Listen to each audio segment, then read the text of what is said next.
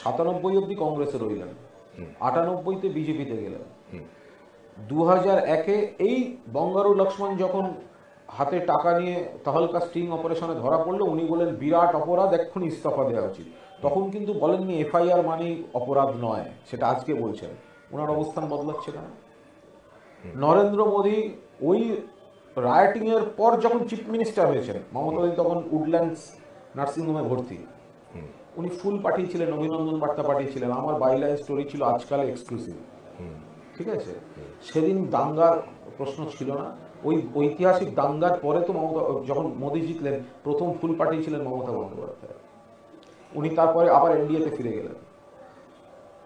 2001-এ কংগ্রেসের সঙ্গে জোট করে ফেল করলেন, 2004-এর আগে ফিরে গেলেন। দপ্তরহীন মন্ত্রী হিসেবে ওনাকে ফেলে রেখে দিয়েছিল দীর্ঘদিন, শেষে কোল মিনিস্টার করেছিল। যেই হারলেন আবার ছেড়ে কংগ্রেসে গেলেন। 2009 তিনি কংগ্রেসের সঙ্গে জোট করলেন, 2011 আসার পর আবার কংগ্রেসের জোট থেকে বেরিয়ে গেলেন।